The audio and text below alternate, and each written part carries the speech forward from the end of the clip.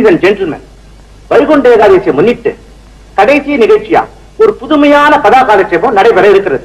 ஆக எல்லாம் ரெடியாச்சு. கும்பகோணம் மகாமகம் மாதிரி துக்ராஞ்சேரியில கூட்டம்னா கூட்டம், பெரும் கூட்டம். இறைவணக்கம் பாட டி.எம். சவுந்தரராஜனை கூப்பிட்டிருந்தார். டி.எம்.எஸ். வந்தார், பாட ஆரம்பிச்சார். என்ன பாடினார்? மெதுவா மெதுவா தொடலாமா, மேனியிலே கை படலாமா. அட அதிஷ்டுகளா, இதையா அவர் பாடுவார்? அசல் பக்தி பாட்டை அல்லவா பாடினார்.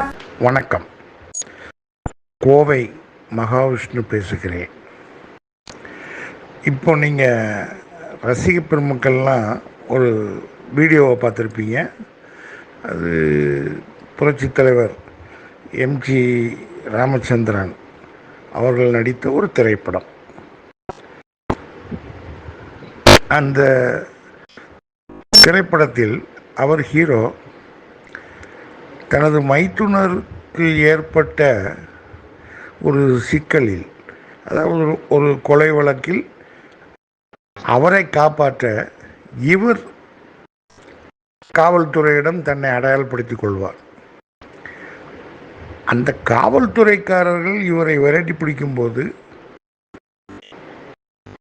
அவருடைய நண்பர், ஒரு நாடக அமைப்பாளர், அன்று அவர் செய்ய வேண்டிய ஒரு வேலை ஒரு சொற்பொழிவு, சொற்பொழிவுங்கிறத விட கதா காலட்சேபம்னு சொல்லலாம். அந்த கேரக்டரில் எம்ஜிஆர் நடிப்பார். இதற்கு பின்னணி குரல் கொடுத்தது யார் என்றால் நம்ம ஐயா டி.எம்.எஸ். அவர்கள்தான். அது டி.எம்.எஸ். எத்தனையோ பாடல்கள் பாடியிருக்காரு.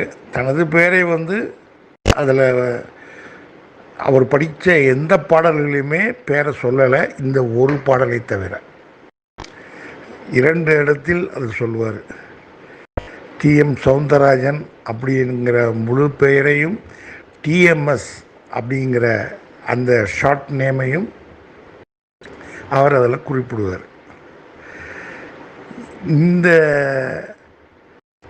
மாதிரி வேற எந்த பாடகருக்குமே கிடைக்காத ஒரு பெரிய பேர். தான் படிக்கிற பாடல்களில் தன் பெயரையே சொல்லக்கூடிய ஒரு வாய்ப்பு ஐயா டி.எம்.எஸ். அவர்களுக்கு மட்டும்தான் கிடைத்தது. இந்த மாதிரி தகவல்கள்லாம் எனக்கு யார் சொல்கிறான்னு கேட்டிங்கன்னா, சிங்கப்பூரில் இருக்கிற டி.எம்.எஸ்.னுடைய தீவிர ரசிகர், 24 மணி நேரமும் கிட்டத்தட்ட டி.எம்.எஸ். ஐயாவையே நினைத்து கொண்டிருக்கக்கூடிய ஒரு நண்பர், அருமையான பழகக்கூடியவர். அவர் தான் இந்த தகவலை நம்மகிட்ட சொல்லி அந்த வீடியோவையும் அவர் தான் பதிவிட்டிருக்கிறார். இதே போல் பல தகவல்களையும் சொல்லி வீடியோ நிறைய போட்டிருக்காரு, இனியும் போடுவார். நன்றி, வணக்கம், தேங்க்யூ.